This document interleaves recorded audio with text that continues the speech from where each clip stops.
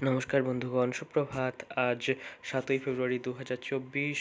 আজকে বুধবারের সকাল হওয়ায় মার্কেটে আজকে থাকছে ব্যাংক নিফটির এক্সপায়ারি। তো চলুন চলে যাই চার্ট অ্যানালিসিসে। প্রথম চার্ট ইউএস ফিক্স ঠিকঠাক লেভেলে ট্রেড করছে। মার্কেট সাপোর্ট রেজিস্ট্যান্সের যে গুরুত্বপূর্ণ লাইন সেখানেই ট্রেড করছে। মার্কেট একটু নিচে এসেছিল, কিন্তু ভিক্স সামান্য বেড়ে 14.6-এ রয়েছে। তো ইউএস ফিক্স ঠিক লেভেলে রয়েছে। ইউএস 10 ইয়ার বন্ডেল এখনও পর্যন্ত রেজিস্ট্যান্স ফেস করছে 4.177%-এ। 4%-এর নিচে মার্কেট ট্রেড করা হয়তো কিছুদিনের ব্যাপার। 10 ইয়ার বন্ডেল নিচের দিকেই আসছে। ইউএস অয়েল অর্থাৎ ক্রুড অয়েলের চার্টে আমরা বেশ খানিকটা উইকনেস দেখতে পাচ্ছি। তো এই ক্রুড অয়েলের যতটা নিচে থাকে ইকুইটি মার্কেটের জন্য ততটাই শুভ সংকেত চলতে থাকে। ইউএস 100 ন্যাসডাকের চার্ট আবার স্ট্রং, সবসময়ই স্ট্রং, বহুদিন ধরে স্ট্রং। আপাতত রেজিস্ট্যান্স ফেস করছে মার্কেট 17,600-র কাছাকাছি। ডাও জোন্স ইন্ডাস্ট্রিয়াল আবার অল টাইম হাই ক্রিয়েট করার চেষ্টা করছে, নিচে দিলে মার্কেট 38,131-এর লেভেলে long candidate with good risk to reward ratio. S&P 500-এও লং করার লেভেল হলো 4,914 লেভেল। এরপরে এফটিএসি ইউকের মার্কেট আবার স্ট্রেংথ দেখাচ্ছে, যদিও রেজিস্ট্যান্স এখানেই 7,700-র কাছাকাছি সুন্দর একটা রেজিস্ট্যান্সের জোন রয়েছে। গোল্ড সাইডওয়েজ রয়েছে। গোল্ডের সাপোর্ট রেজিস্ট্যান্স যথাক্রমে 2007 এবং $2,054।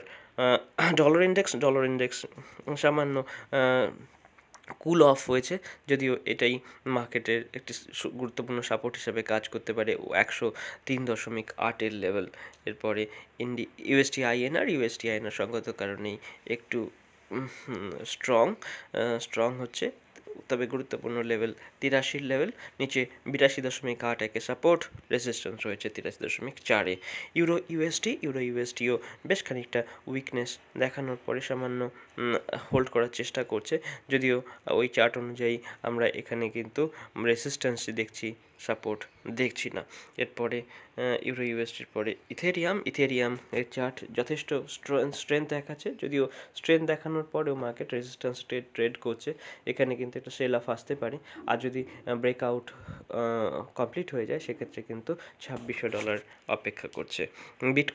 বিটকয়েনে তেমন কোনো স্ট্রেংথ নেই, তবে ওভারঅল মার্কেট স্ট্রং। 43,000-এ ট্রেড করছে, নিচের দিকে এলে 41,000 গুরুত্বপূর্ণ লেভেল হবে লং করার জন্যে।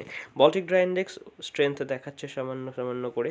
তো বল্টিক ড্রাই ইন্ডেক্স স্ট্রং হয়ে গেলে ইকুইটি মার্কেটে তার কিন্তু প্রভাব পড়বে। ইন্ডিয়া ভিক্স যথেষ্ট উপরের লেভেলে রয়েছে, 15.78, 16.32-এ গুরুত্বপূর্ণ একটি রেজিস্ট্যান্স দেখা যাচ্ছে।